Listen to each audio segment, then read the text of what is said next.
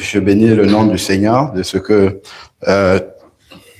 la plupart des sujets qui ont été évoqués, que ce soit dans la prière ou même dans les paroles, frère, je sais que le Seigneur te bénisse.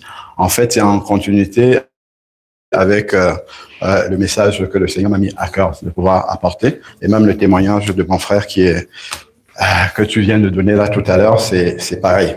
Donc, je suis très fatigué physiquement. Merci beaucoup pour ta prière.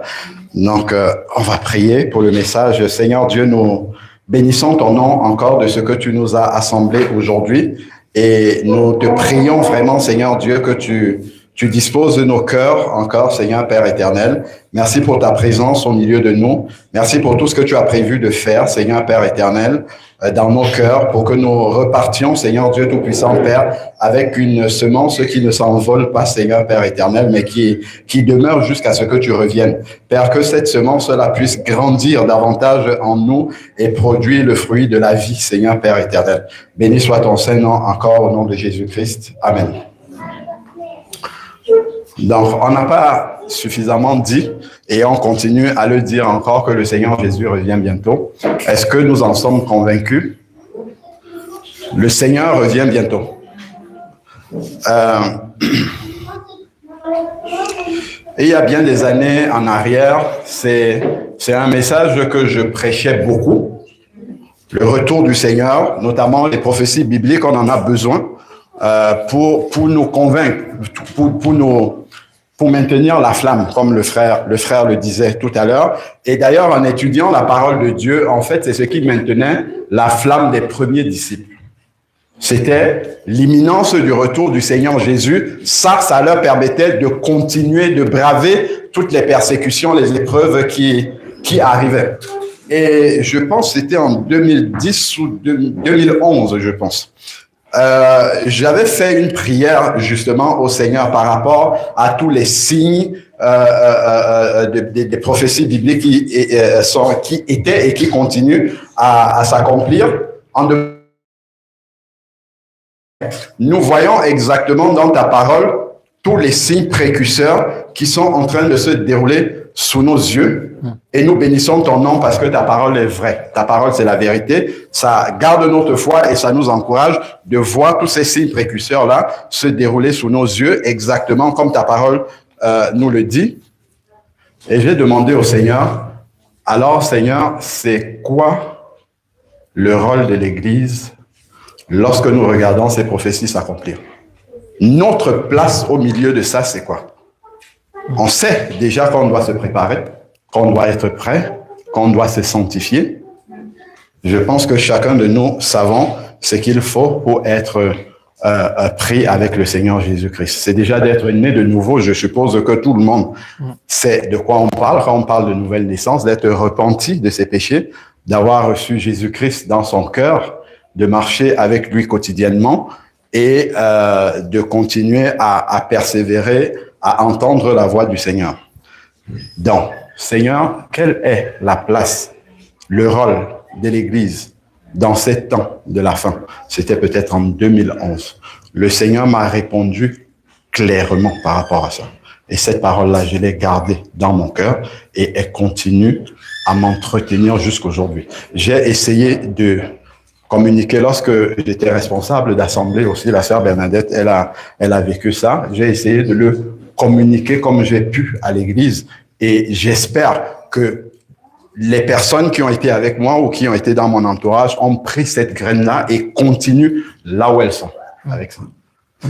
Matthieu chapitre 24, verset 14. Ça, c'est exactement le verset que le Seigneur m'avait donné par rapport au rôle de l'Église dans les prophéties des temps de la fin.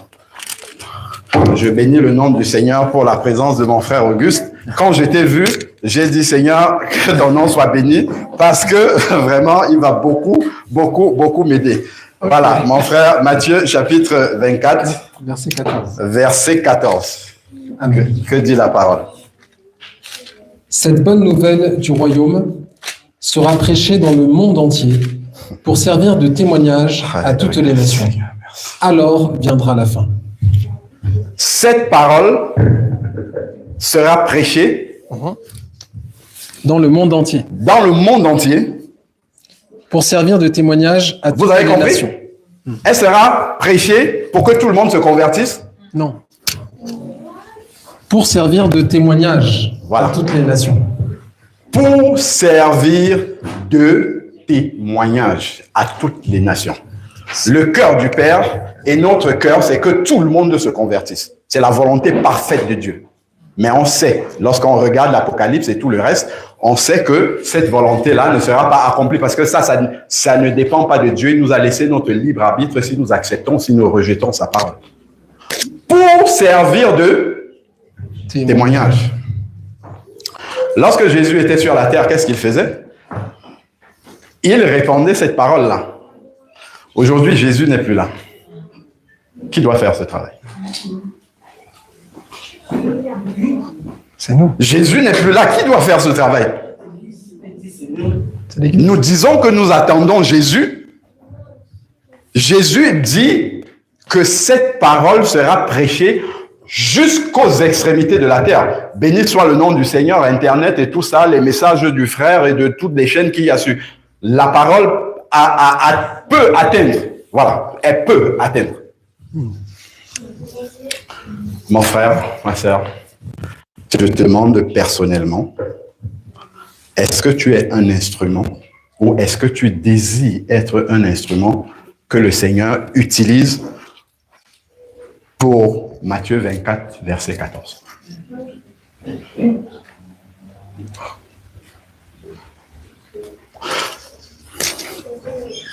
Il y a une habitude chez les chrétiens. Je suis enfant de Dieu depuis 2008 et c'est quelque chose que j'ai beaucoup constaté. Nous aimons rester entre nous. Nous aimons rester au pied des apôtres, écouter les belles paroles et ainsi de suite.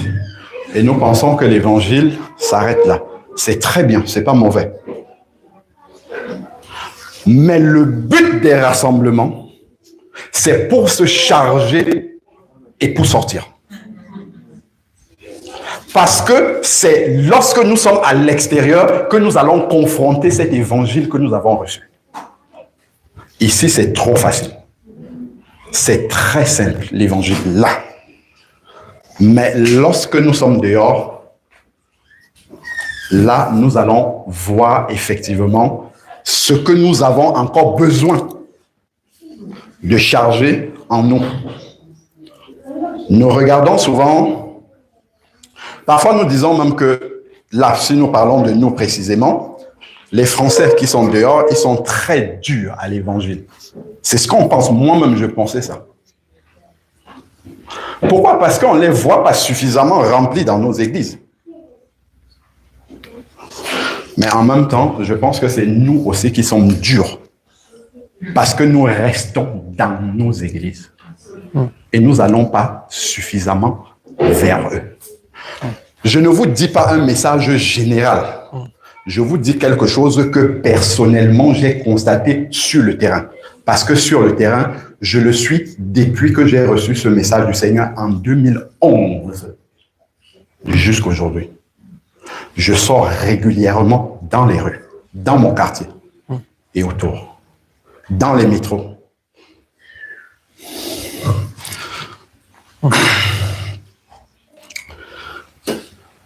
Ce qui t'est arrivé, mon frère, moi aussi j'ai vécu quelque chose comme ça. J'ai suivi juste une partie parce que j'étais aux toilettes.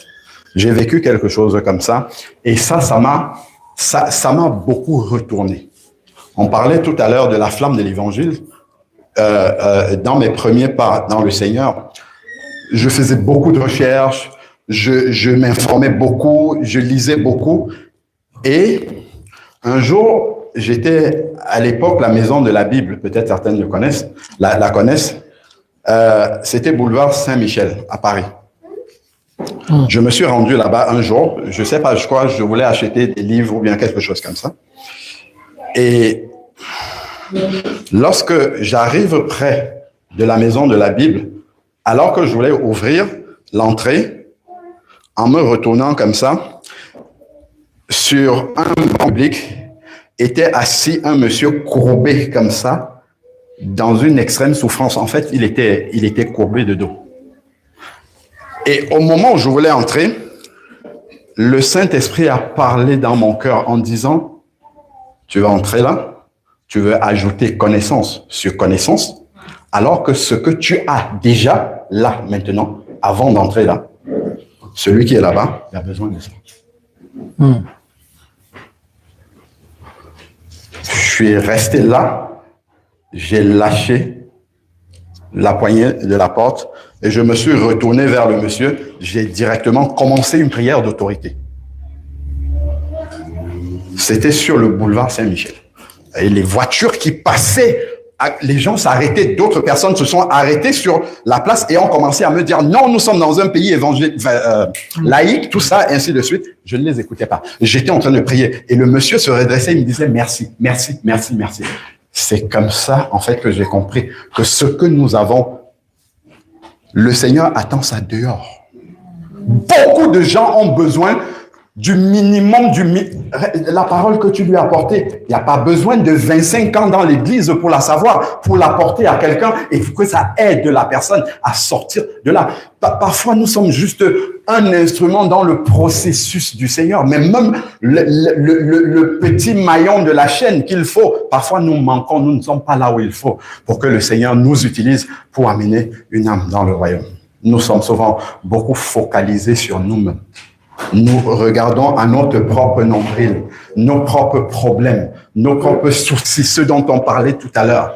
Mais les soucis du royaume, ça nous passe à des milliers de kilomètres. On attend d'être instruit dans la parole comme un tel ou un tel avant de commencer à apporter. Mais les gens n'ont pas besoin de toute la Bible. Le peu que je connais suffit. Nous avons vu l'histoire de la Samaritaine. Elle n'était pas convertie. C'était une inconvertie, la Samaritaine. C'était une femme qui vivait dans le péché. Elle vivait dans le péché. C'est même à voir si on lit bien dans Matthieu, dans Jean chapitre 4. La dame ne venait pas, elle vient au point d'eau. On nous dit quoi? C'était au milieu du jour. Vers midi, quand il n'y a personne, ça se trouve, c'était une femme qui avait honte, qui se cachait des gens. Mais une chose, quand elle a rencontré le Messie, c'est pour ça que je demandais si on est né de nouveau. Parce que quand on rencontre réellement Jésus, Seigneur, quand on rencontre réellement Jésus, quand on a une rencontre personnelle, un témoignage personnel, quelque chose que nous avons vécu particulièrement en rencontrant le Messie, pour la vérité. Certains ont leur bac ici, d'autres ont le permis, ainsi de suite. Lorsque vous avez reçu ces couronnements-là dans vos vies, vous les avez gardés pour vous? Quelqu'un vous a dit qu'il fallait aller l'annoncer autour de vous? Est-ce que quelqu'un t'a dit, sœur Bernadette, quand tu as eu ton permis, annonce-le à ton mari, annonce-le à tes enfants? Non! Une bonne nouvelle, la preuve qu'une nouvelle est bonne pour nous, c'est qu'on la partage naturellement. On n'a même pas besoin qu'on nous rappelle ce que je suis en train de dire. Soyons honnêtes, c'est que l'évangile n'est pas suffisamment bon pour nous. Nous ne l'avons pas réellement expérimenté. L'évangile est théorique pour nous. En fait, c'est pour ça que nous gardons ça entre nous et on a besoin de le partager avec ceux qui le connaissent déjà. Parce qu'on sait qu'ils vont dire Amen. C'est tout. Mais quand tu vas confronter quelqu'un dehors, il vient avec peut-être même des démons, des esprits. Là, tu vas voir réellement. Il faudra que, c'est pas que tu vas parler simplement de Jésus a dit ça dans la Bible. Il faut que tu lui dises ce que Jésus a fait dans ta propre vie. Amen. Ce qui fait la différence avec lui. Ce pratique de ta vie que tu as vu Jésus accompli dans ta vie, c'est ça qui va toucher les gens. On se discute parfois les micros à l'église, tout le monde veut être devant pour parler. Il y a les métros, il y a les rues, il y a les trains, c'est vide. C'est vide.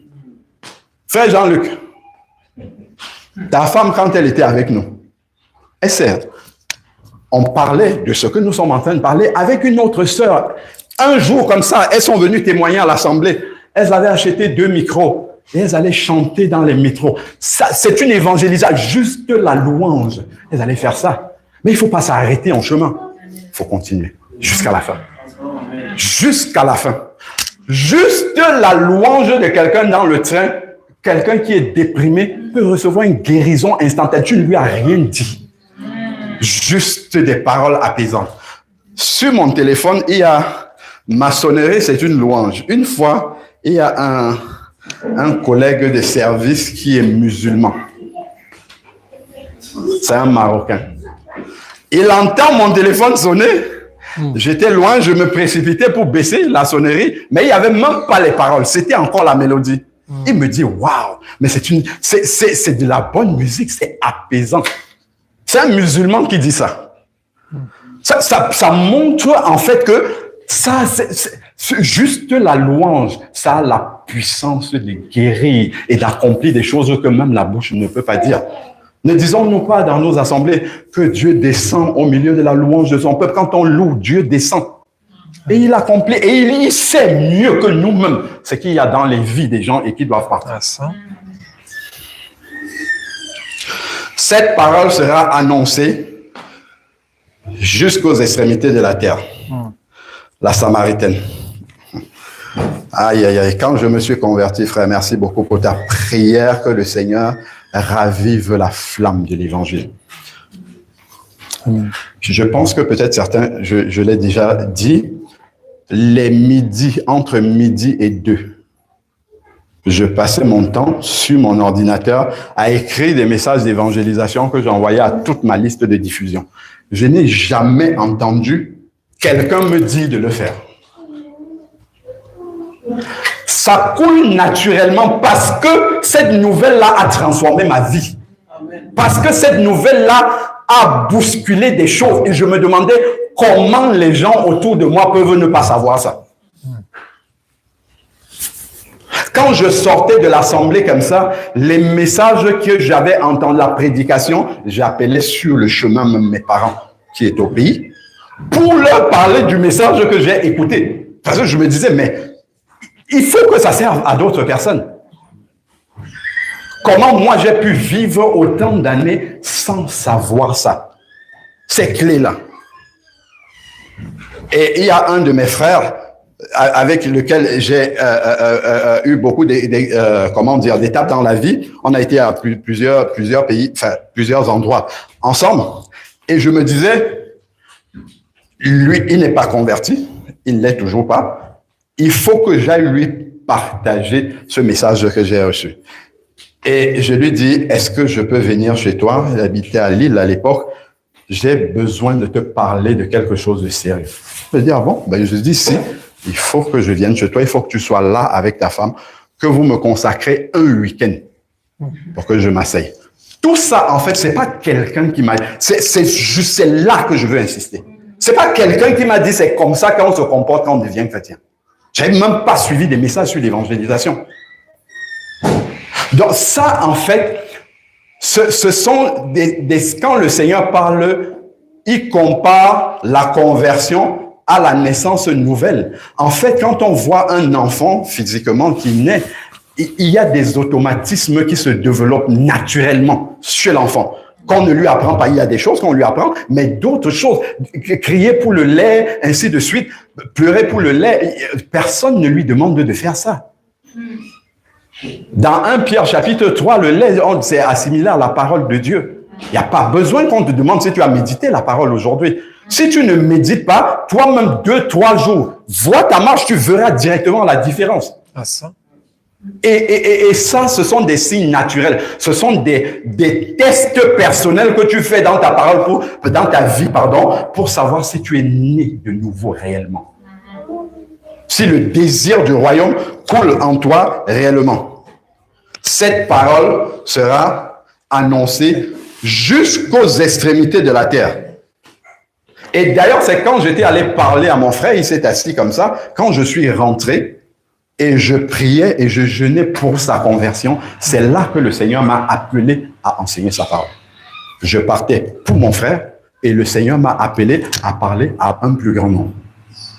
Je ne vais pas rentrer dans le détail de cet appel-là, sinon ça va nous prendre beaucoup de temps.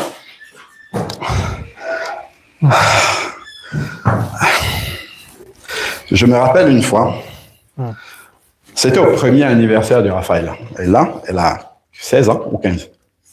16. Ouais, merci. Ça fait 16 ans. Son premier anniversaire. On était en train de préparer plein de choses là pour inviter la famille et tout. Et après, à ce moment, je parlais tellement du retour de Jésus à tout le monde. Je me suis dit, j'ai proposé à ma femme, il faut qu'on parle du retour de Jésus aux invités qui vont venir là. Il n'y avait presque aucun converti. Elle dit, oui, si, on a pris un temps, jeûne et prière. Quand les invités se sont installés, on a commencé à servir, tout ça. Après, je leur dis vraiment, j'ai quelque chose de tellement important à vous partager.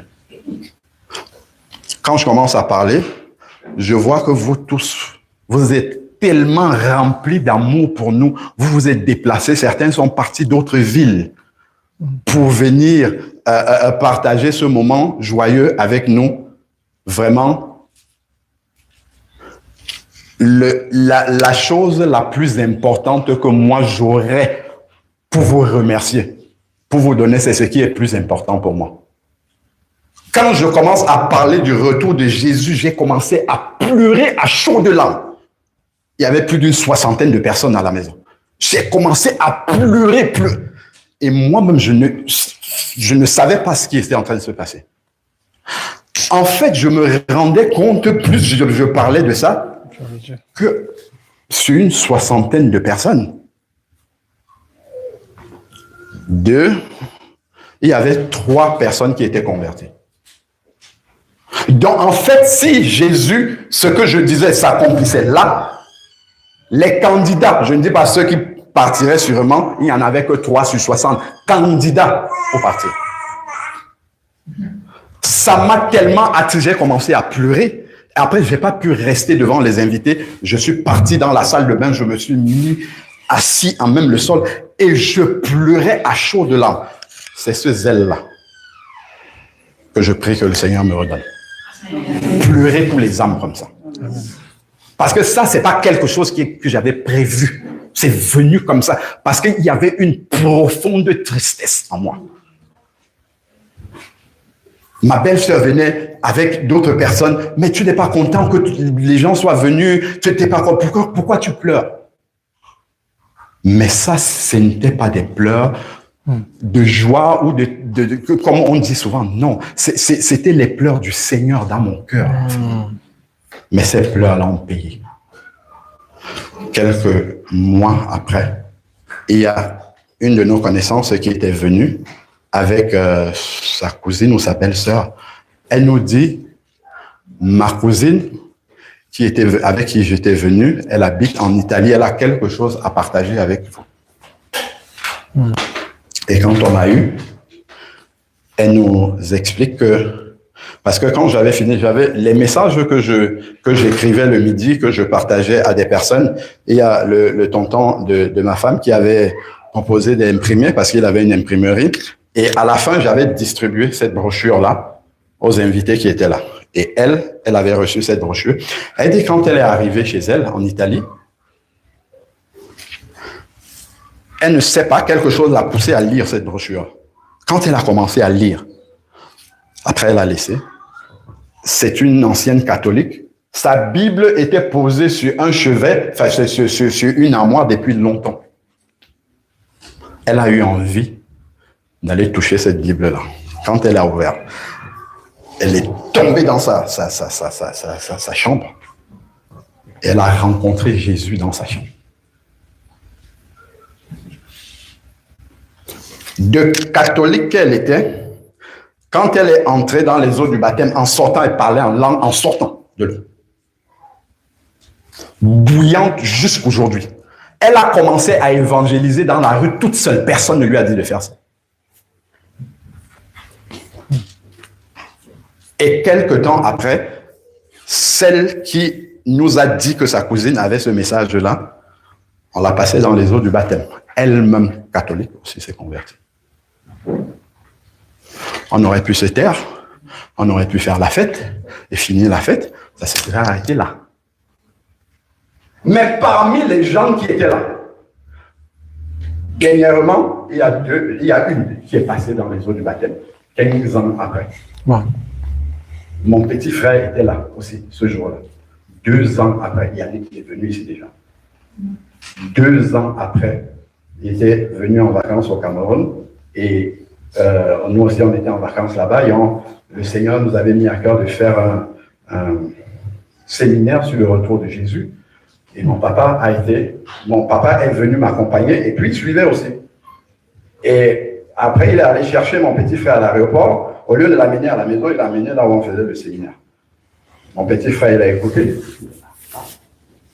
Le lendemain, il est venu tout seul. Peut-être il était en vacances.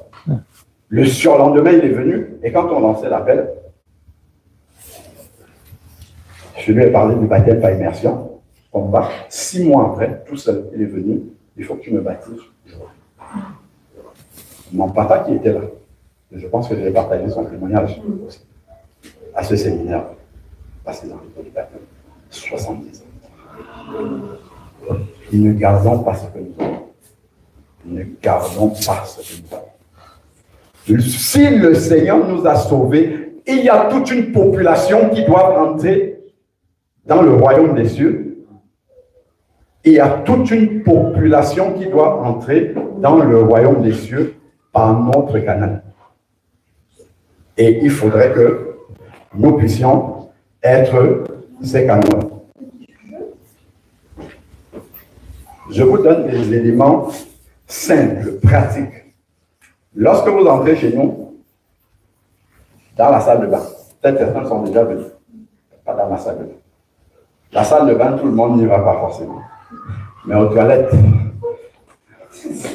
il y a de fortes chances que les gens passent par là. Donc, si l'occasion ne se présente pas de parler de Jésus, si tu vas aux toilettes, merci beaucoup. Si tu vas aux toilettes, encore les hommes peuvent être dos à la porte, mais les femmes, il n'y a pas moyen.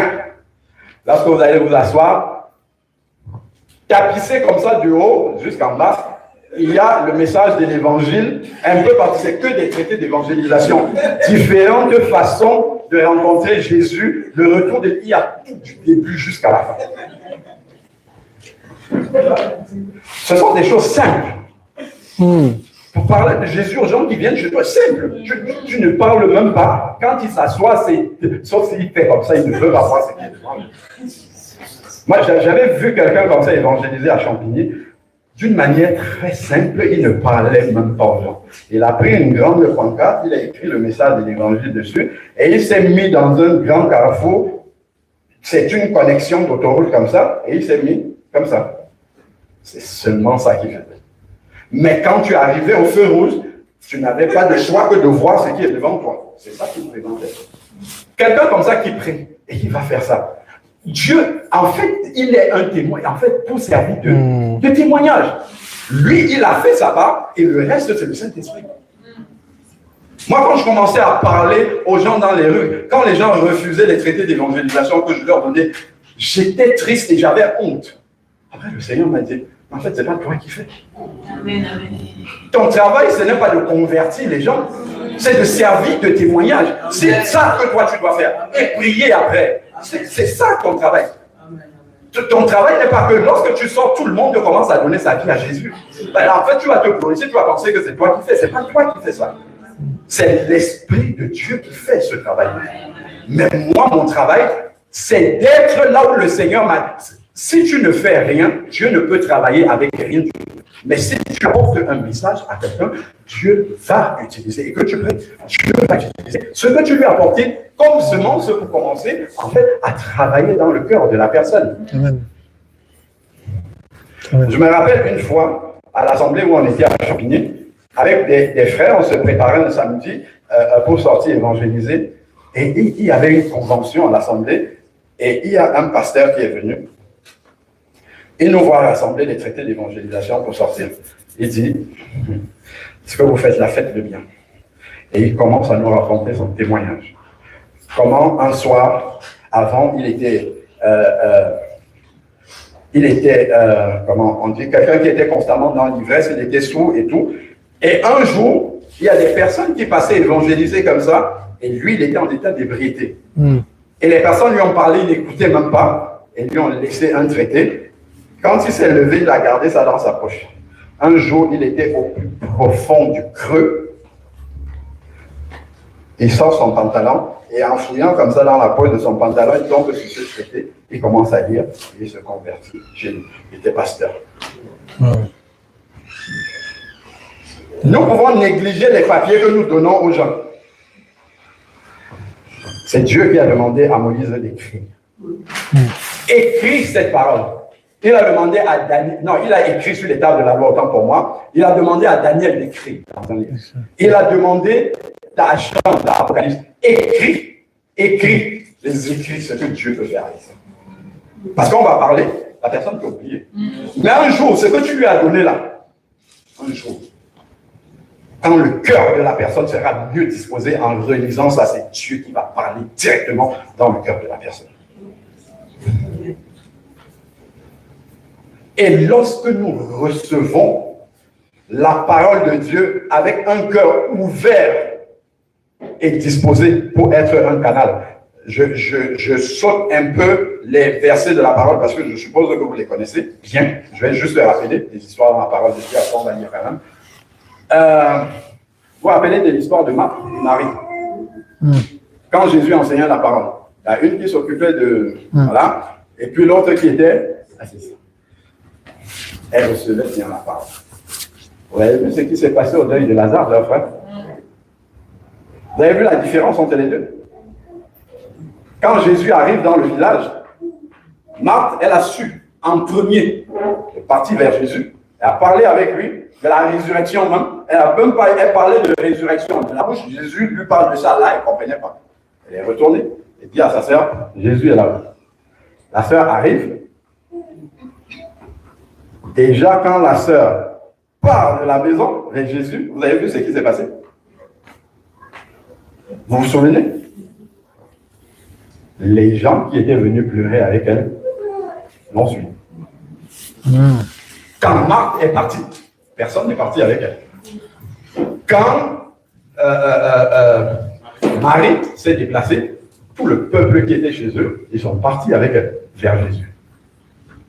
Et le miracle s'est produit. Autant pour vous. Et beaucoup se sont convertis. Vous voyez comment quelqu'un qui reçoit la parole avec un cœur bien disposé peut conduire des âmes comme ça, juste par sa manière d'être. En se levant, les Juifs qui étaient présents se demandaient si elle va pleurer au tombeau et l'ont suivi et ont rencontré Jésus. Vous voyez la différence entre deux personnes qui étaient au contact de Jésus, une occupée par tout ce qu'on peut imaginer, et l'autre qui était sérieusement assise et disposée à recevoir la parole. Si on veut être quelqu'un qui évangélise, il faut que le cœur soit bien disposé. Il faut connaître la parole de Dieu.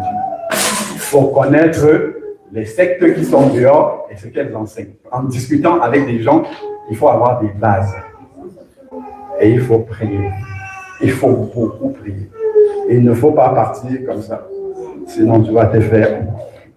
Parce que dehors, ce n'est pas le jeu. C'est le terrain de l'ennemi. C'est le terrain de l'ennemi. Donc, mais nous sommes appelés à partir là-bas. Il y a une parole qui me garde toujours quand je parle. Vous avez vu dans Matthieu 28 ce que Jésus a dit? Avant de dire « Allez faire de toutes les nations des disciples », qu'est-ce qu'il a dit? Juste avant de dire ça, il a dit une parole clé. Qu'est-ce qu'il a dit juste avant de partir? Juste avant de prononcer cette parole. Il a dit « Tout pouvoir m'a été donné dans le ciel et sur la terre. » Alléluia! Tout pouvoir, pas certains pouvoirs. Tout pouvoir m'a été donné dans le ciel et où? Sur la terre. Il n'a pas précisé un endroit. Sur la terre. Quand tu vas évangéliser, tu vas entendre qu'il faut être un disciple de Jésus, un vrai. Donc, quand tu te places, c'est comme si c'est Jésus qui s'est placé. Et c'est la révélation qu'il faut avoir. Parce que c'est pour ça que je demandais qui va aller faire le Matthieu 24, 14. Jésus n'est plus là. Donc, quand nous allons avec ce mandat-là, c'est comme si c'est Jésus qui était là. Et ça, il ne faut pas qu'on l'oublie. C'est comme si c'est Jésus qui était là. Et tout pouvoir lui a été donné dans le ciel et sur la terre. Il n'y a pas de crainte à avoir. Il n'y a pas de peur à avoir. Et Jésus nous accompagne là-dedans. Alors, vous avez vu chez Corneille, c'est dans, je vais vous donner juste les passages, Actes chapitre 10, au verset 24, c'est là où Corneille a eu une visite angélique. Et après, l'ange lui a demandé d'aller chercher Pierre pour venir annoncer la parole. Je nous montre juste des petites bribes de la parole de Dieu. C'est des détails, mais il faut voir est-ce que c'est comme ça que ça se manifeste dans nos vies. Qu'est-ce qui s'est passé? Corneille n'était pas converti. Il faisait des bonnes œuvres charitables et ainsi de suite. Et lorsque ses serviteurs sont allés appeler Pierre, quand Pierre est arrivé, avec qui est-ce que Corneille était? Corneille n'est pas resté chez lui en attendant Pierre. Vous avez vu ce qui s'est passé? Frère, si on peut lire, ce sont des petits détails, hein? Des tout petits détails dans la parole de Dieu. Regardons qu'est-ce qui s'est passé chez Corneille. À partir du verset 24. Acte 10, verset 24. Acte 10, verset 24. Ils arrivèrent à Césarée le jour suivant. Corneille les attendait et avait invité ses parents et ses amis intimes. Amen. Est-ce que vous avez vu ça? Quelqu'un qui ne connaît pas encore Dieu, mais qui avait un cœur bien disposé. Ah oui. Lorsqu'il apprend que le ministre de Dieu va venir, il n'attend pas la parole de Dieu seul. Il appelle sa famille et ses amis intimes. Je ne pars pas dans le royaume de Dieu seul. Il veut partir avec tous ceux qui lui sont proches. Ça, c'est la réaction naturelle quand tu viens de te convertir. Amen. Tous ceux qui sont autour de toi, il faut qu'ils entendent. Et c'est naturel. Je nous montre en fait les jeunes convertis pour qu'on voit comment, naturellement, en fait, ce désir de répandre la parole est venu en eux. Ils ne pouvaient pas recevoir ça tout seul. Et qu'est-ce que Dieu a fait? Effusion du Saint-Esprit pour les païens, je connais. Pour montrer que Juifs, les païens, c'était un. Amen. Amen. Que Dieu soit béni. Amen. Si l'on regarde le passage que le frère lisait dans Matthieu 28, tout pouvoir m'a été donné dans le ciel, allez faire de toutes les nations des disciples. Jésus le dit.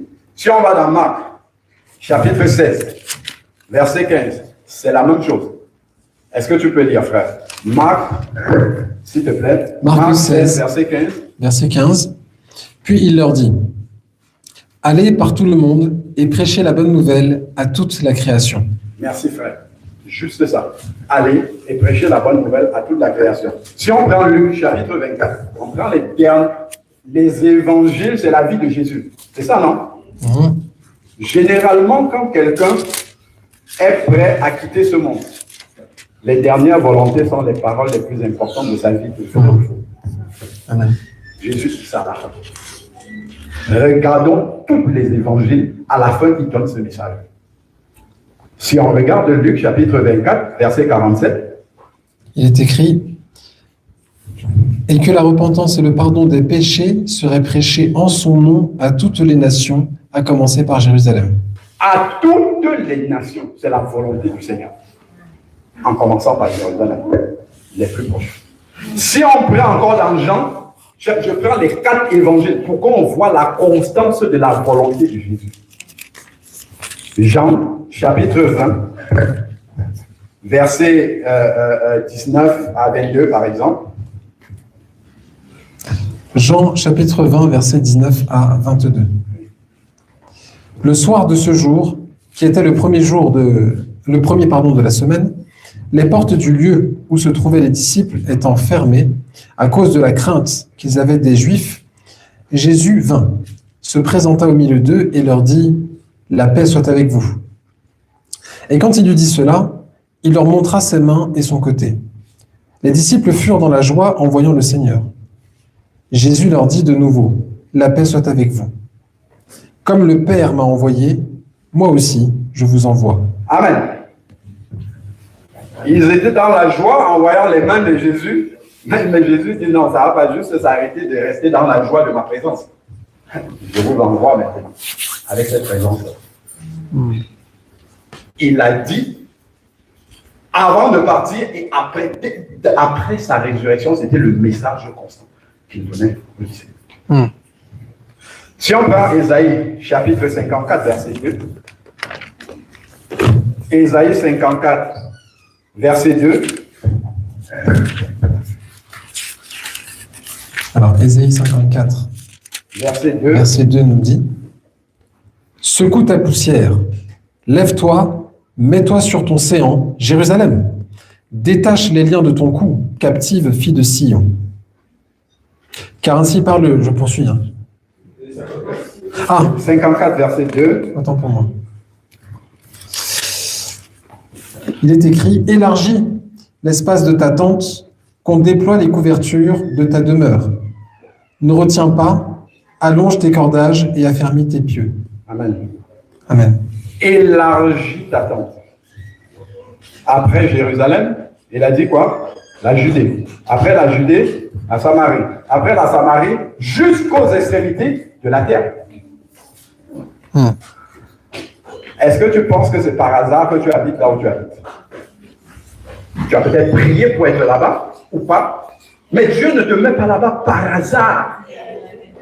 Le salut de cette ville-là dépend de toi. Est-ce que tu sais ça?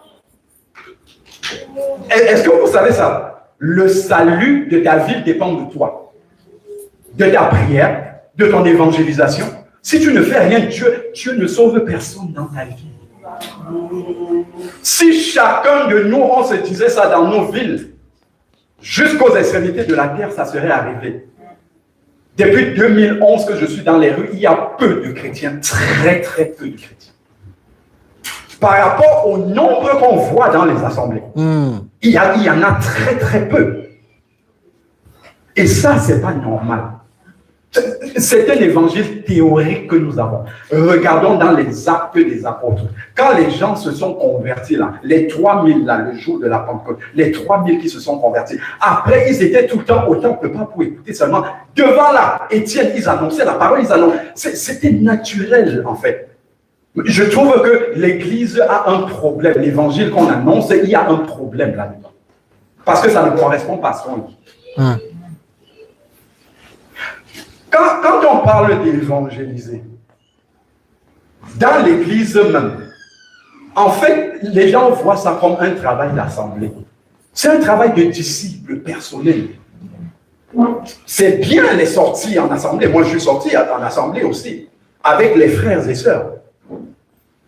Mais en fait, toi, personnellement, tu dois avoir ce travail-là. Ce n'est pas qu'un travail d'assemblée.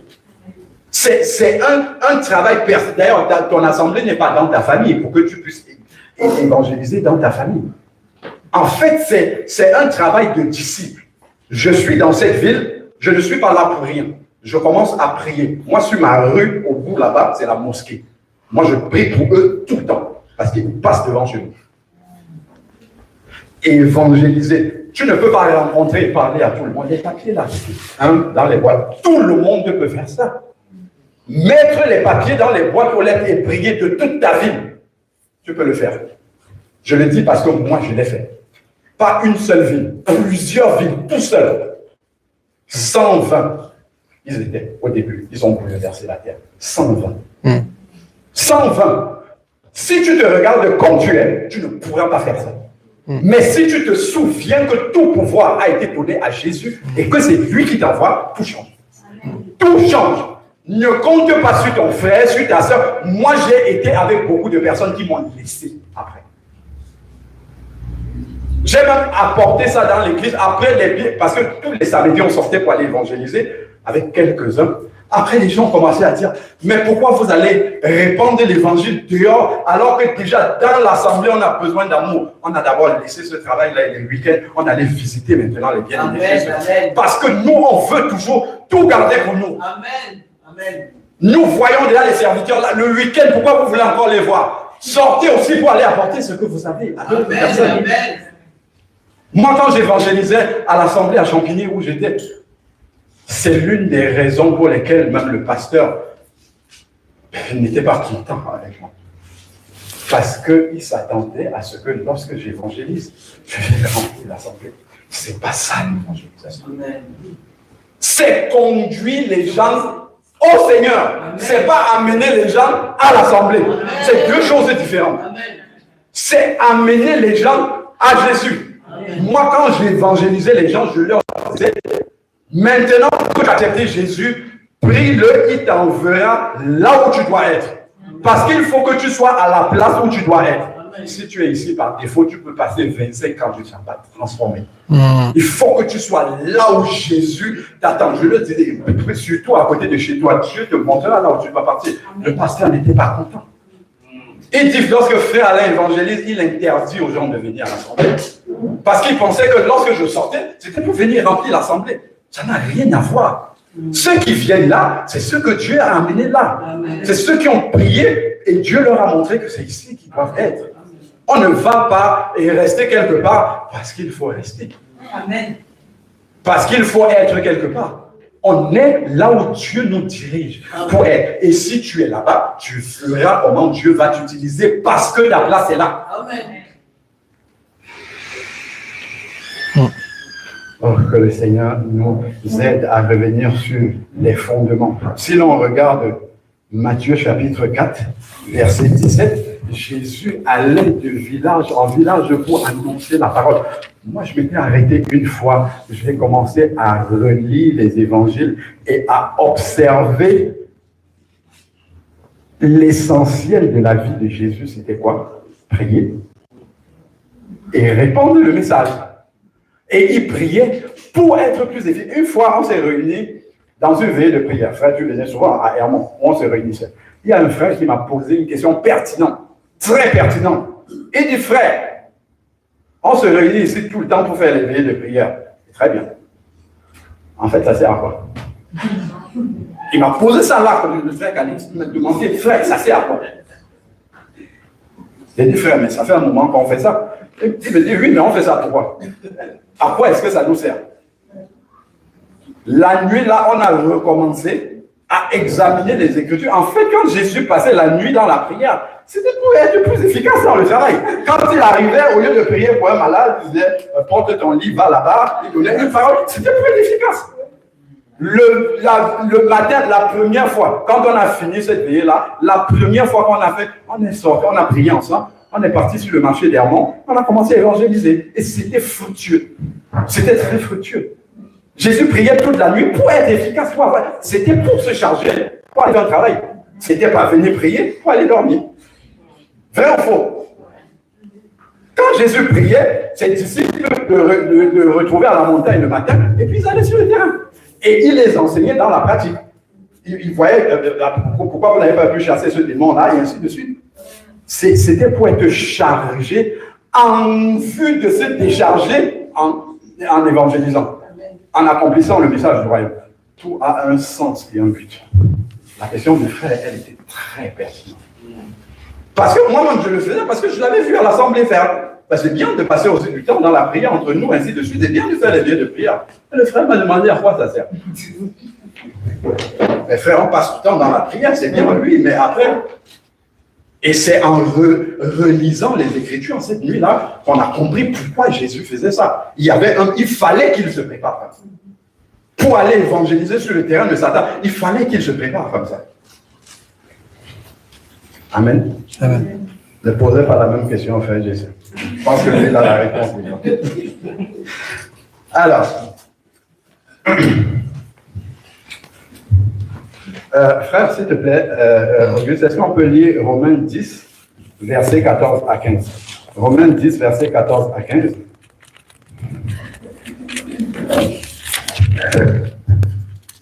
Nous sommes dans Romains, chapitre 10, versets 14 à 15. Comment donc invoqueront-ils celui en qui ils n'ont pas cru? Et comment croiront-ils en celui dont ils n'ont pas entendu parler?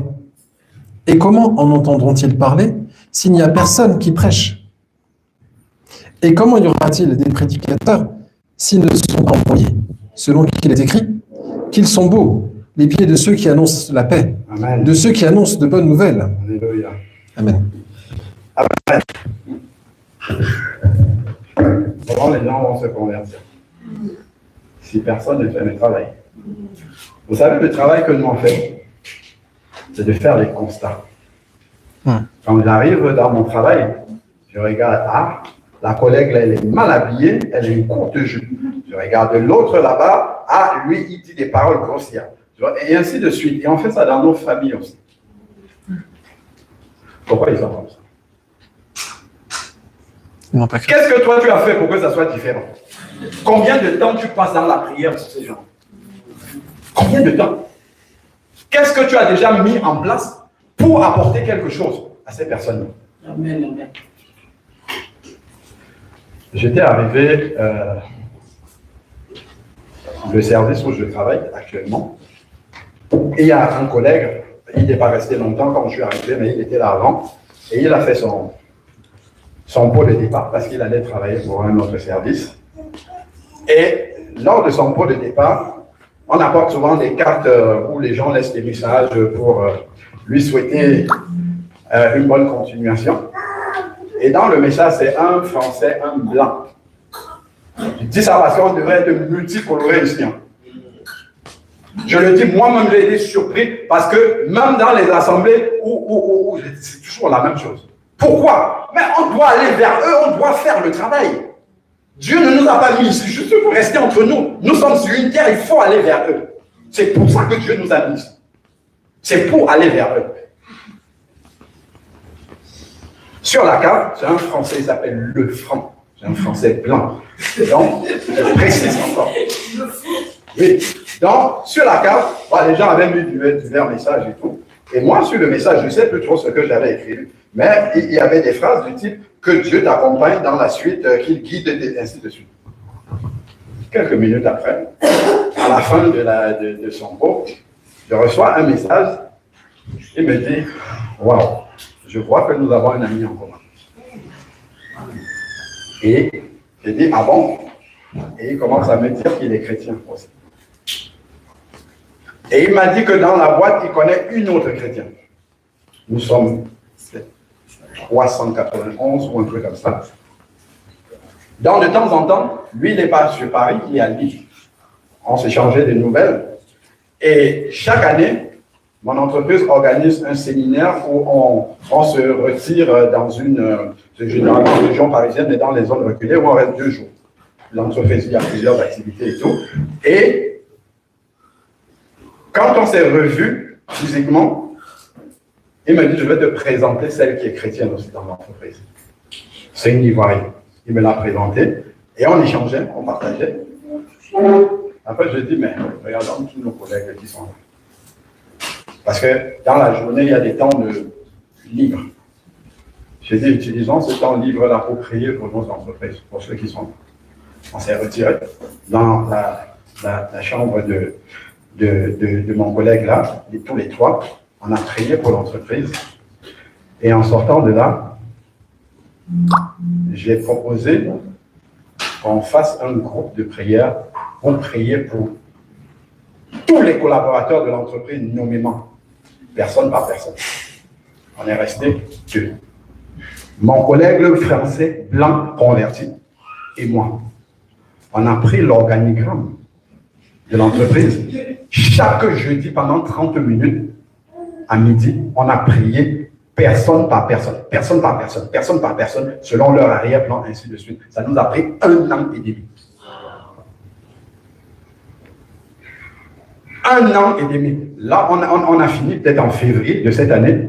Mais là, maintenant, on a gardé cette habitude-là. On se réunit, on partage entre nous comme ça, et puis on voit quels sont les sujets présents de l'entreprise, ou bien même personnels, et on prie pour nos familles. Dans le monde du travail. C'est possible. Personne par personne. Les 391 personnes, chaque personne a prié pour eux. Ce n'est pas impossible. Même dans nos familles, prenons la liste. On prend la liste, personne par personne. Nous, on faisait ça au début de ma conversation. On jeûnait même déjà pour les frères de la famille, et ainsi de suite. C'est du travail simple, en fait. Sinon, on va passer le temps à nous bouffer entre nous là sans comprendre même quel est le but d'être un enfant de Dieu. Je suis une lumière, mais elle éclaire quoi? Elle éclaire qui? On va passer le temps à se chercher des problèmes entre nous, là, alors que Dieu nous attend. En fait, le titre du message, c'était « Missionnaire endormi, réveille-toi, la moisson est grande ». Le frère parlait de l'endormissement, on est endormi. On se bouffe là entre nous, mais il y a du travail dehors. Mais à n'en plus finir, c'est le plein emploi dans l'évangile du Seigneur. Dans l'église de Dieu, c'est le plein emploi. Et personne ne peut chômer. Personne. Si tu chômes, c'est que ton cœur n'est pas disposé à voir ce qu'il y a à faire. Il y a tellement à faire déjà dans l'assemblée et dehors, alors nous ne parlons plus. C'est pour ça qu'on s'ennuie, on tourne en rond. On a déjà fait le tour de tout ce qu'on doit écouter, on recommande, c'est bien. Mais en fait, ça produit quoi? Aïe, Seigneur. L'évangile est simple. Le message que je donne à Sœur Bernadette, elle peut vous donner ce message-là. Ce n'est pas nouveau. C'est des choses qu'on voyait ensemble. C'est des bases de l'évangile que moi j'ai toujours essayé de communiquer. J'espère que certains l'ont gardé et le font là où ils sont. Ce n'est pas le fait d'être un responsable d'assemblée que tu dois aller évangéliser. C'est un travail de disciple, tout simplement. L'entreprise, je suis à 20 entre midi et 2, avec les traités, là, j'ai fait toutes les boîtes aux lettres autour de mon entreprise. Val de Fontenay, Fontenay-sous-Bois, Rony-sous-Bois, nos gens, jusqu'à ce que ça soit trop loin pour le temps de revenir au travail. Entre midi et 2, ça se fait. Ça se fait parce que le week-end, je n'avais plus le temps pour sortir évangéliser. Je le faisais dans la semaine. Mais ça, en fait, il n'y a pas quelqu'un qui contrôle ça. Je n'ai pas un surveillant physique pour contrôler ça. Et c'est là notre problème. C'est qu'on a besoin que ça soit dans le cadre de l'Assemblée. On a du mal, en fait, à prendre des résolutions nous-mêmes avec Dieu et suivre ce travail. Il n'y a personne, si je sors pour évangéliser, il n'y a pas quelqu'un qui va me dire « tu ne l'as pas fait aujourd'hui ». Mais c'est avec Dieu, c'est une alliance avec Dieu. Je sais que c'est un travail que je dois faire et que Dieu m'attend là. Et il ne m'attend pas parce que c'est à l'empathique, c'est un travail de tous les disciples. Ouais. Jésus revient bientôt, hein, mais il y a du travail pour nous. Il revient certes bientôt. Il y a du travail pour nous dehors. Ah, Seigneur. Nous, on prend ça comme... C'est facultatif. Moi, j'ai eu une réflexion. Je me demandais pourquoi les chrétiens nés de nouveau, les chrétiens, ne sortent pas évangéliser. Quel est le problème? Je me trompe peut-être, mais je vais vous dire ce que moi je constate. L'être humain, il a besoin des règles avec des sanctions. Dehors, un témoin de Jéhovah, c'est l'erreur totale. Mais ils sont dehors systématiquement. Qu'il vente, qu'il neige, quand il prend même un travail, même ses horaires de travail, il y a le temps de l'évangélisation qui est intégré dedans. Et pourquoi? Parce que dans son salut, il y a le nombre d'âmes gagnées. Dans le tien, il n'y a rien. Jésus a payé tout à la croix. Donc, comme ça a l'air facultatif, comme ça, pour toi, en fait, tu ne le fais pas. Mais lui, parce que son salut en dépend, ben, il sort tous les jours. S'il y avait une règle comme ça, que si tu n'as pas évangélisé 100 personnes, non pour le royaume des cieux, tous les chrétiens seraient devant. Nous, on a besoin des règles comme ça. Mais on ne le fait pas par amour, parce que ce que j'ai expérimenté, pourquoi mon voisin n'en profiterait pas, pourquoi, ainsi de suite, ça ne coule pas naturellement. On a besoin qu'on nous dise, si tu ne fais pas ça, alors il y aura ça. Bah, je ne sais pas, peut-être c'est ça. Peut-être c'est la crainte. La crainte des hommes. La crainte des hommes. Il faut craindre Jésus, pas les hommes. Si on regarde dans Matthieu chapitre 5, je vais juste donner les versets, on se souvient bien des textes. Marc chapitre 5, versets 1 à 20, et Luc chapitre 8, versets 26 à 39. Ça parle de quoi? Ça parle de quoi? On connaît bien l'histoire. Le témoignage va Qu'est-ce qui s'est passé? Jésus arrive, le démoniaque qui restait dans les sépulcres s'approche de Jésus. Jésus le délivre, les démons parlent en lui et disent si tu nous chasses, envoie-nous dans les pourceaux qui sont là-bas. Les pourceaux meurent. Les gens de la ville arrivent, ils chassent Jésus. Il y a quelque chose qui se passe. C'est dans les petits détails qu'on voit ce qui est important réellement pour le Seigneur.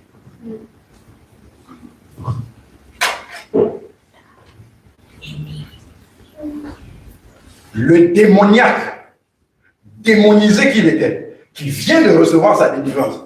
Si j'emmène quelqu'un comme ça ici, Jésus va dire qu'il faut qu'il s'asseye là, moi aussi. Qu'il s'asseye là et qu'il reste là au moins, je ne sais pas moi, 2 ans pour qu'on prie, pour être sûr qu'il est totalement débarrassé de ces démons et qu'il peut devenir un véritable enfant de Dieu. On a besoin de s'assurer, de contrôler, ainsi de suite. Le démoniaque, sans que Jésus ne lui demande, il a été délivré. Il demande à suivre Jésus. La réponse de Jésus est déconcertante. Jésus aurait dû, selon notre sagesse à nous, viens avec nous, tu as vraiment besoin de rester au milieu de nous pour qu'on voit si tout va bien. Jésus lui dit non, tu restes. Tu restes et vas raconter dans ton village de ce que j'ai fait pour toi. Est-ce que vous voyez ça? C'est comme s'il sacrifie une âme.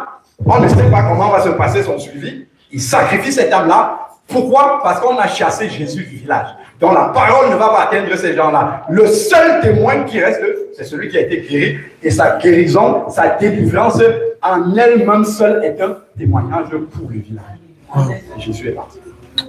En l'abandonnant là-bas. Est-ce qu'on voit comment c'est tellement important pour Jésus que quelqu'un qui était démonisé comme ça dans les sépulcres, il l'a laissé dans son village pour que lui, il soit le seul témoin déjà de son village et à partir de lui, d'autres personnes vont être touchées.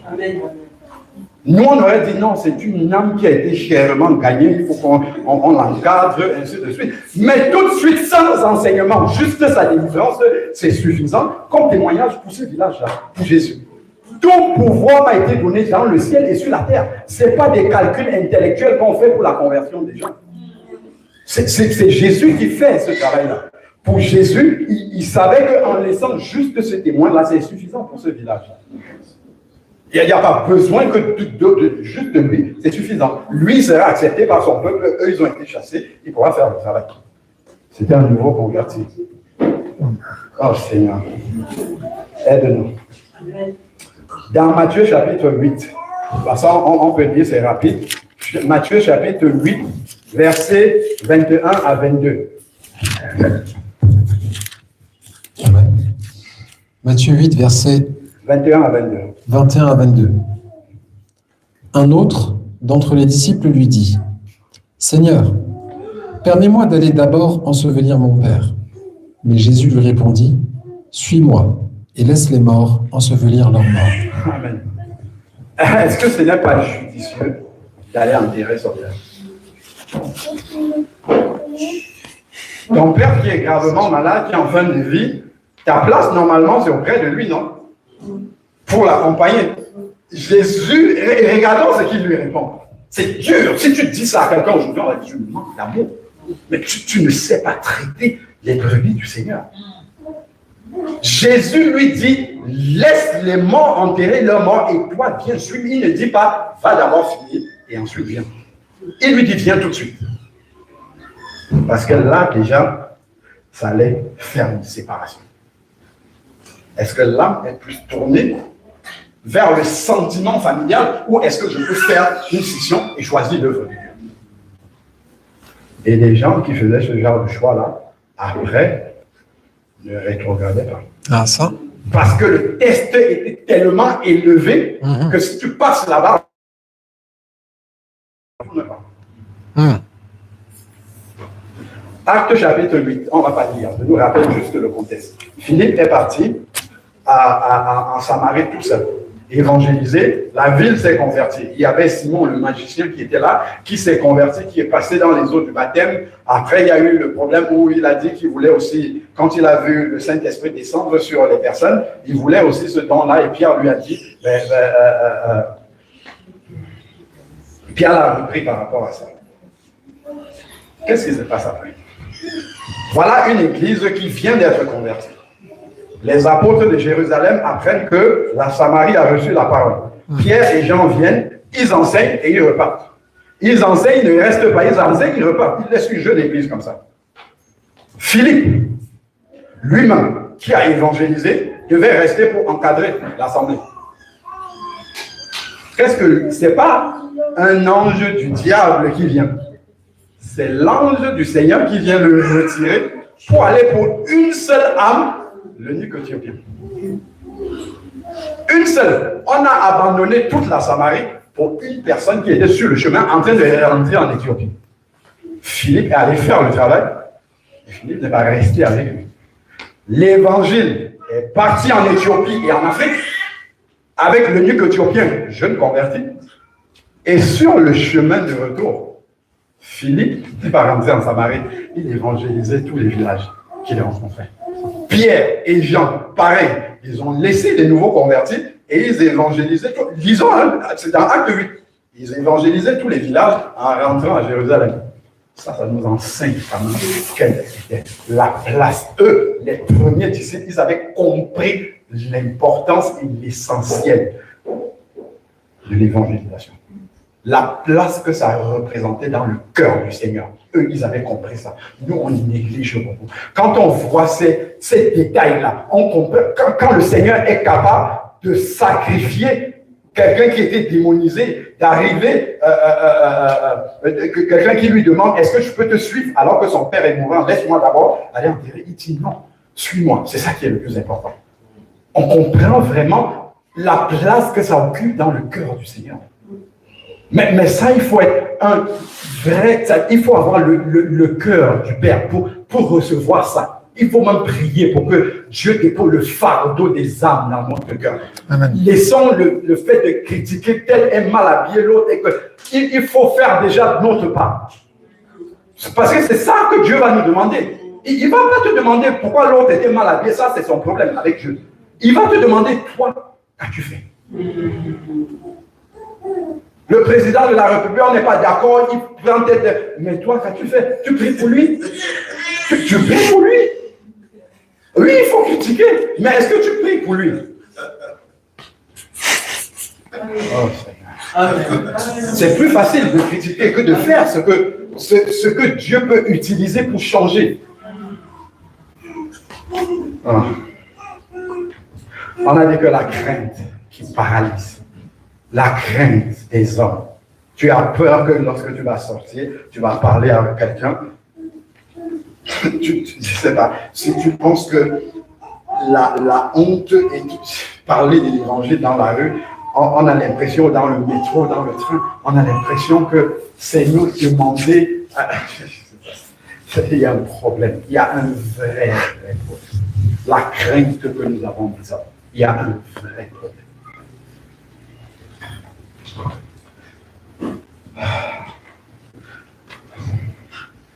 Nous avons vu ce qui s'est passé dans Acte 1:8. Jésus demande aux disciples, ne vous éloignez pas de Jérusalem. Attendez. Tout le monde connaît les textes, c'est pour ça que je vais dire. Vous allez recevoir une puissance, le Saint-Esprit descendant sur vous, et ensuite vous serez mes témoins. Le Saint-Esprit descendant sur vous, et ensuite vous serez mes témoins. Ne partez pas sans le Saint-Esprit. C'est là que la crainte des hommes va commencer.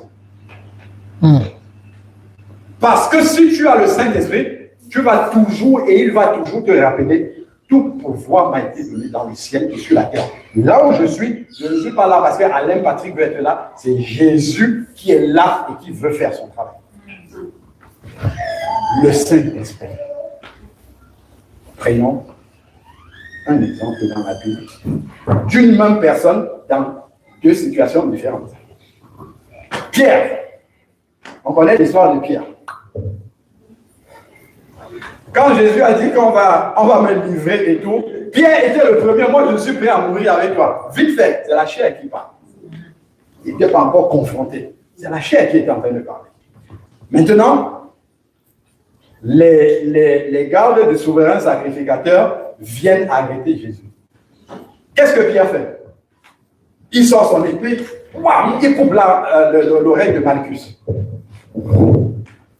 Il était zélé à ce moment-là, n'est-ce pas, pour défendre le nom du Seigneur. Ok? Continue. Jésus est arrêté. Pierre va dans la cour du souverain sacrificateur. Mais toi aussi, tu parles le langage. Je ne le connais pas. Je ne le connais pas. Je ne le connais pas. Il ne pouvait pas assumer Jésus. La crainte des hommes. Il lui manquait quelque chose. Acte chapitre 2. Il y a l'effusion du Saint-Esprit dans la chambre haute. Le même Pierre, si on lit vers le verset Acte chapitre 2, versets 22 à 23. Qu'est-ce qui est écrit, frère? C'est très important de voir ce qui s'est passé. C'est la même personne qui a dit non, je ne le connais pas. Non, je ne le connais pas. Non, je ne le connais pas. La même. C'est exactement la même personne. Donc, Acte chapitre 2, versets 22 à 23, c'est Pierre qui parle. Hommes israélites, écoutez ces paroles. Jésus de Nazareth, cet homme à qui Dieu a rendu témoignage devant vous par les miracles, les prodiges et les signes qu'il a opérés par lui au milieu de vous, comme vous le savez vous-même, cet homme, livré selon le dessein, arrêté et selon la prescience de Dieu, vous l'avez crucifié, vous l'avez fait mourir par la main des impies. Amen. Amen. Vous avez vu Pierre, le même qui, devant une servante, disait, je ne le connais pas. Le même, après l'effusion du Saint-Esprit, il se met devant le peuple. Et il dit, vous l'avez tué. Le courage, il méritait la mort. Là où il était, là, il savait que sa vie en dépendait. Mais ce courage-là, il avait. Le courage de défendre le nom de Jésus, il avait un semblant de courage quand les gardes du souverain sacrificateur sont venus prendre Jésus. Pourquoi? Parce que Jésus était là physiquement. Il voyait Jésus et il savait que Jésus peut intervenir. Donc là, il avait la force. Maintenant que Jésus était enlevé, il avait la crainte. Lorsque le Saint-Esprit est venu, la force est encore venue. Amen, amen, amen, amen, amen, amen. Le Saint-Esprit, Jésus, dans Jean 16, il a dit, je reviendrai vers vous. Donc, il revient sous la forme de l'Esprit. C'est pour ça que Pierre, il reprend le courage. Mais, devant les gardes du souverain sacrificateur, son courage, c'est parce qu'il voyait Jésus. Il nous manque beaucoup de courage. Beaucoup de courage. Parce que nous voulons voir Jésus des yeux. On veut le voir pour croire qu'il est là. L'Esprit n'a pas suffisamment travaillé notre cœur pour savoir que le Saint-Esprit que j'ai réellement en moi, c'est Jésus qui est avec moi. Pierre, lorsqu'il voyait physiquement Jésus, il avait cet encouragement-là. Mais lorsque Jésus n'était plus là physiquement, il revenait. Mais par contre, lorsqu'il a reçu le Saint-Esprit, c'est comme si Jésus était revenu. Ce n'est même pas comme si, en fait, Jésus est revenu. Et il avait cette conscience-là. Et c'est pour ça qu'il pouvait parler. On a besoin d'une révélation du Saint-Esprit en nous. Et que notre pensée soit constamment renouvelée, que l'Esprit de Dieu habite en nous. Et là, ça va bannir totalement la crainte des hommes. Je sortais à l'époque, quand j'étais à l'église à Champigny, avec un jeune frère très timide. Un jour, on était en train d'évangéliser à Champigny. Après, il vient, il me dit, frère Alain, tu sais quoi? Le monsieur avec qui je parlais, c'est le maire de Champigny. Il a évangélisé le maire de Champigny dans la rue. Quelqu'un qui était tellement, même parlé à un frère, à une soeur, il était tellement introverti, tellement craintif, et ainsi de suite. Parce que Dieu, en fait, Dieu te donne la force. Quand il dit, voici les miracles qui accompagnent. On accompagne quelqu'un qui est assis. Ah non, il faut que la personne soit en mouvement pour que les miracles t'accompagnent. Si tu es assis, il n'y a pas de miracle. Il faut sortir pour voir les miracles. Il y a un verset qui est écrit dans la parole de Dieu. Je voyais ça toujours très théorique comme ça. C'est du Lyon que j'ai commencé à expérimenter ça. Quand je sortais souvent pour évangéliser, après il pleut, je rentre chez moi. Après, je vois, mais si tu ordonnes à cette montagne, déplace-toi, elle va se déplacer. Un jour, il pleuvait, mais c'était le seul jour de la semaine où j'étais disponible. J'étais bien sorti, il commence à pleuvoir.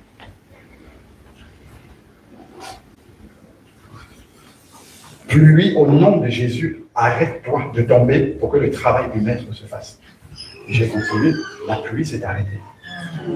Et puis ce jour-là, j'ai commencé à croire dans le verset de la parole.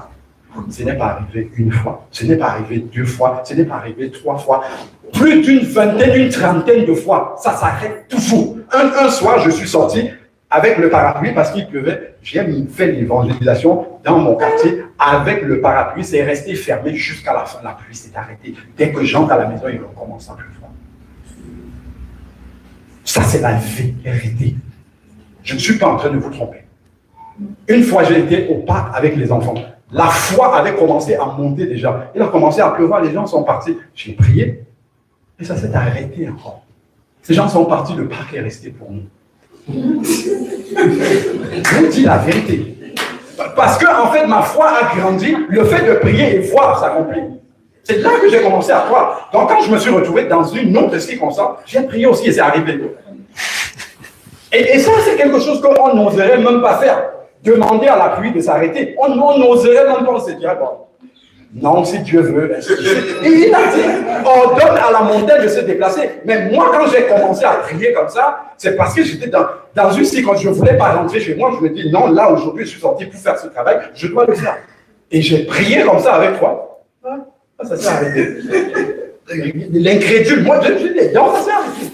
Maintenant, ça veut dire que le travail que je fais est important. Et là, je continue à faire ce travail. Mais ça, je l'ai appris sur le terrain et c'est la vérité. Il y a beaucoup de choses vraiment que vous allez expérimenter parce que Dieu sait que lorsque tu es dehors, là, il n'y a que lui. Et tu ne comptes que sur lui, tu ne comptes sur rien d'autre. Il n'y a rien d'autre qui peut te protéger. Pas ta sagesse, pas non, il n'y a que Jésus. Mais quand tu sais, tu viens de sa part, Seigneur, s'il m'arrive quelque chose, c'est toi qui... Voilà. Que le Seigneur nous aide vraiment. Amen. Qu'il nous aide à prendre conscience vraiment de l'importance de ce travail-là et que lui-même se tient derrière. Il y a quelque chose aussi que le Seigneur m'a appris sur le terrain que je partage avec vous. Soit avant, soit après avoir évangélisé dans une ville, dans un quartier, le Seigneur me conduit à retourner là-bas et à refaire tout le chemin, mais pas en évangélisant, en priant. Des marches de prière sur tout ce chemin-là, en priant pour chaque maison, ainsi de suite. Tout ça, c'est du travail que Dieu m'a appris sur le terrain. Il y a beaucoup de choses que Dieu va vous apprendre. Si d'autres partagent avec vous leur expérience de l'évangélisation, vous allez entendre aussi d'autres choses qui sont peut-être théoriques pour vous dans la Bible, mais qu'ils ont appris sur le terrain. Parce que là, en fait, c'est une autre école. C'est l'école pratique, en fait. Et Jésus, d'ailleurs, enseignait ça à ses disciples sur le terrain. Ils voyaient Jésus faire. Mais il faut avoir la volonté.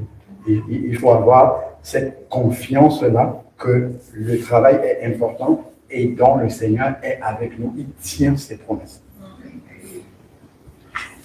Quand on va commencer à prendre ce type de fardeau-là dans nos cœurs, les nôtres vont devenir légers, ils vont devenir secondaires et ils vont même commencer à partir sans qu'on ne s'en rende compte parce qu'on a quelque chose de beaucoup plus important.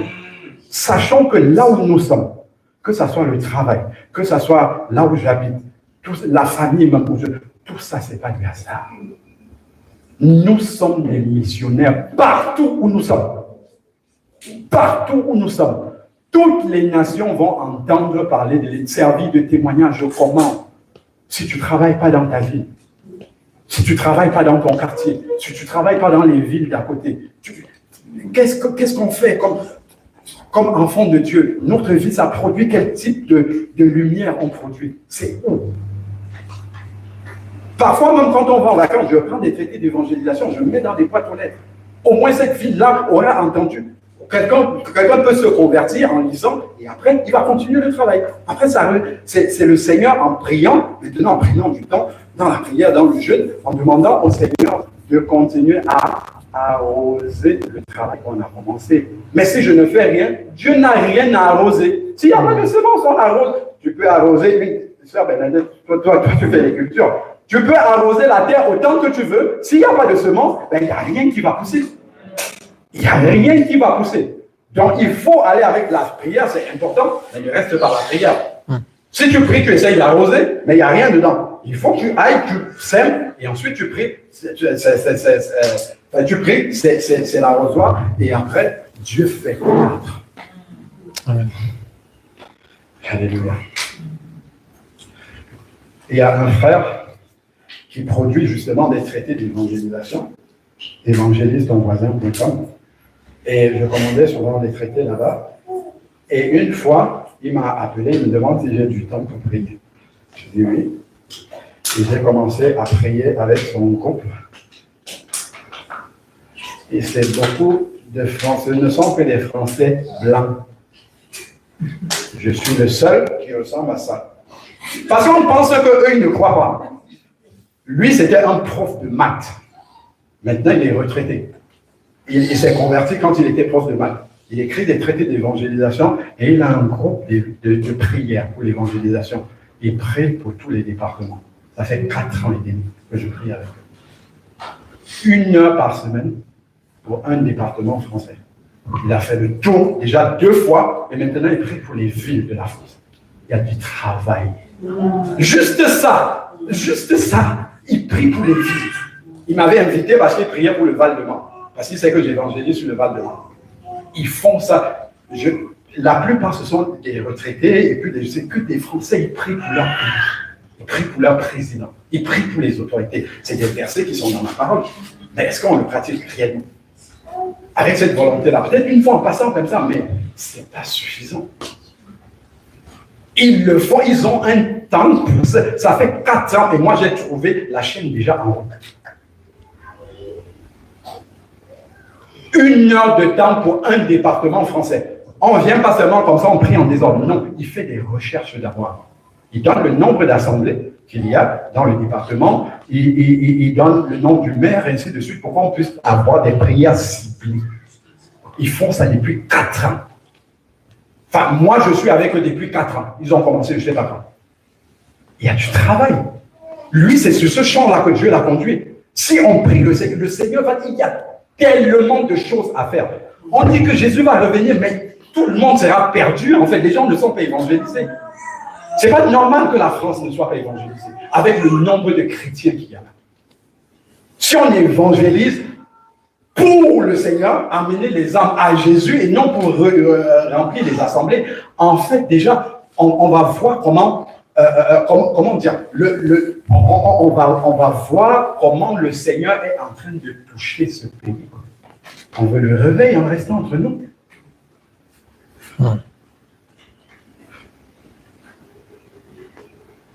Tout le monde, on veut tous le réveil. Mais le réveil, ce n'est pas en restant entre nous. On va rester toujours comme ça. Avec l'Esprit de Dieu, qui ne nous sert que pour nos prières familiales.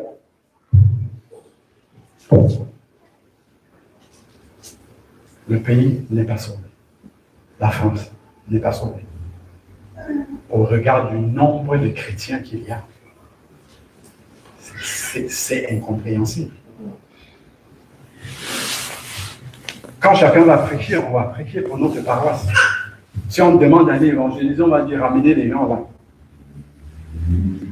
Mais le cœur du Père, de sauver les âmes, pour que Jésus revienne réellement. Amen. Voici une évangélisation simple que je fais souvent en allant au travail. Voici un traité d'évangélisation qui est très attractif. Quand je m'assois dans le RER, je pose ça comme ça, et je me lève, je laisse. Je sais que la prochaine personne va forcément. Et elle va dire, parce qu'on aime l'argent. Et comme ça ressemble à l'argent, j'ai trouvé 50 €, c'est 50 €. C'est une manière d'évangéliser ça. Là, je n'ai pas le temps de vous travailler, je pose ça. Après, quand je me lève, je sais que les gens vont prendre. Vous pouvez faire ça, ça coûte 2 €. 100, 200, ça coûte 2 euros. 100 personnes que tu pourrais atteindre tout comme ça, c'est sans effort. En fait, tu sens ça, tu poses, et je sais que quelqu'un va regarder. Même si tu distribues, tout le monde va prendre. Les gens aiment l'argent. Ça, c'est quoi? Entre temps, il va voir le message, parce qu'il y a le message. Ah, ça? Waouh! Ce sont des choses qui sont très simples. Parfois, on pense que c'est des choses très compliquées que Dieu attend de nous. Si on a cerné un champ de vision, que le Seigneur nous ouvre, persévérons dedans et soyons constants seulement. Et puis on va voir le Seigneur agir là-dedans. Il ne faut pas tout faire, il ne faut pas faire parce que j'ai entendu tel faire. Non, Dieu te conduit au fur et à mesure, tu vas voir des choses avancées. Ok, on approche la fin, c'est quasiment la fin. Et parfois on vient à l'Assemblée, on souhaite être encouragé. On souhaite entendre des belles paroles. Je vous assure que les meilleures paroles d'encouragement que vous pouvez entendre, elles ne viennent pas de la bouche d'un homme. En tout cas, comme moi, j'ai entendu. Quand tu es en train d'évangéliser, il y a une joie céleste qui vient dans ton cœur. Au début, tu n'es pas habitué. Mais au fur et à mesure, en fait, il y a une joie parce que, en fait, c'est comme si tu rencontres ce pourquoi tu es sur la terre. Et en fait, tu as l'impression, c'est même pas l'impression, Dieu te fait réaliser que là, tu as ta place. Ce que tu es en train de faire, c'est utile. Et ce n'est pas utile seulement pour là. C'est utile pour l'éternité, le travail que tu es en train de faire. Et c'est une joie qui gagne ton cœur. Un jour, j'étais en train d'évangéliser à Saint-Maur. Je n'avais pas encore commencé à prier pour arrêter la pluie. Je vais aborder un monsieur, il commence à crier sur moi. Parce que quand tu abordes des gens, certains sont remplis de démons. Parce que là, on est sur le terrain du diable, ce n'est pas à l'église. Il commence à crier sur moi. Pourquoi vous m'abordez? Ainsi de suite. Il crie. Je suis resté. Je me suis retourné et il pleuvait. Quand je me suis retourné sur la pluie comme ça, j'ai été découragé. Quand je me retourne comme ça, après avoir reçu tout ce que j'avais reçu, en plus de l'eau de la pluie que je reçu,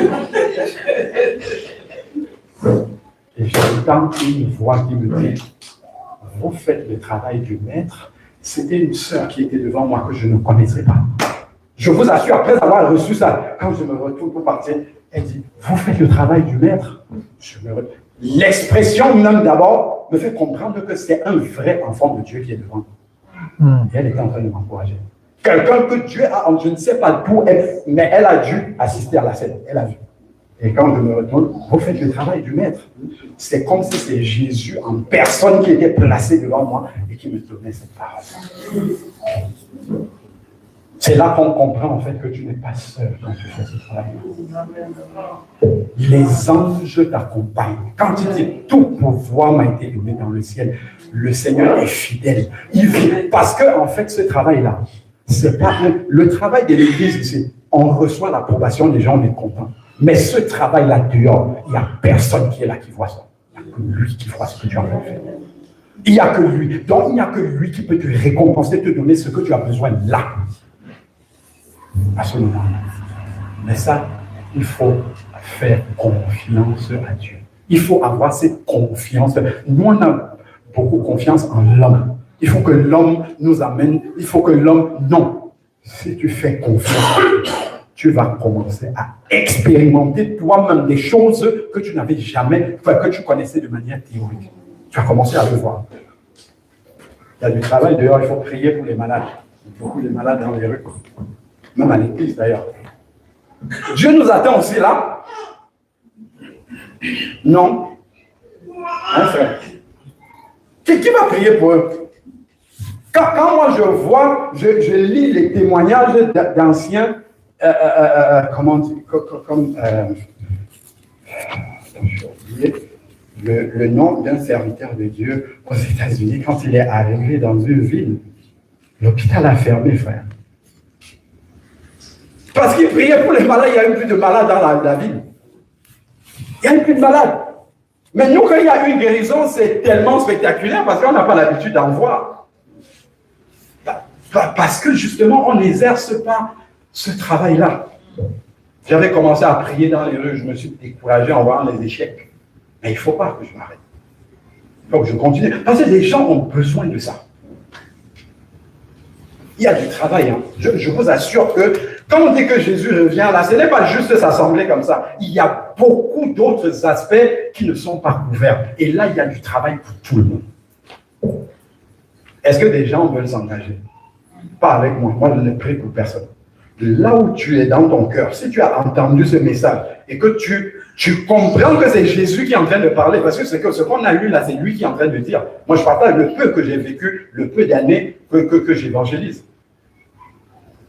Mais peut-être on ne t'a jamais parlé de ça, ou peut-être tu n'as jamais ouvert les yeux. En fait, que quand tu es né de nouveau, le but pour lequel tu restes sur la terre, c'est pour répandre la parole de Dieu, en fait. Dieu te transforme au fur et à mesure, mais le but de ton existence, c'est que tu aies une lumière et que tu dois éclairer le reste. Sinon, c'est inutile. L'adoration, combien adore dans le ciel, dans l'Apocalypse? Des myriades et des myriades. Il y a déjà cette adoration là-bas. Donc, si Dieu nous laisse encore là avec la fournaise, on parlait de ça tout à l'heure, ce n'est pas parce qu'il veut qu'on souffre ou bien pour nous épurer. 1 Thessaloniciens chapitre 5 au verset 23, il dit que cette sanctification, c'est lui qui va l'achever. Mais entre-temps, on est là, sur la terre. Parce qu'il y a un travail sur la terre à faire. Parce qu'il y a un travail. Amen. Amen. Amen. J'espère que quelqu'un va partir d'ici avec une résolution personnelle dans son cœur. Si vous avez besoin de traiter d'évangélisation, il y en a.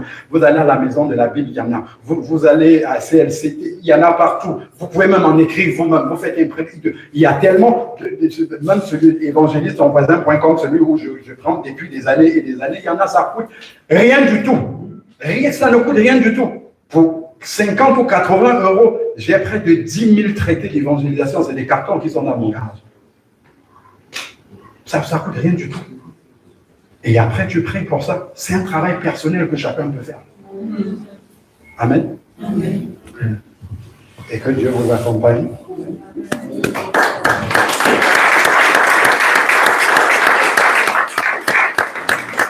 Là, on a lu un dernier verset.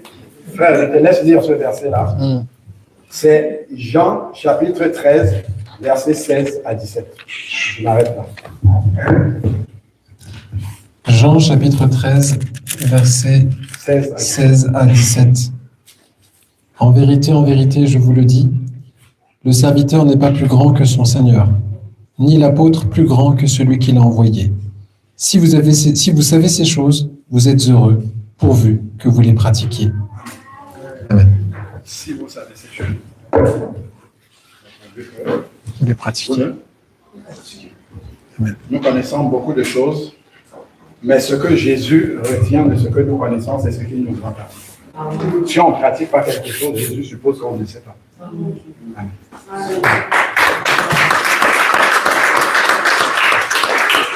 Père éternel, je te remercie. Merci Seigneur pour ce que nous avons entendu, Seigneur mon Dieu. Que tu nous donnes, Seigneur, de vivre, d'expérimenter cela. Nous avons besoin de vivre ta parole sur le terrain. Que ton esprit nous remplisse, mon Dieu, afin que nous puissions faire ce travail dans nos familles, sur notre lieu de travail, dans nos vies, dans nos localités. Seigneur mon Dieu Tout-Puissant, nous te rendons grâce au nom de Jésus. Amen. Amen.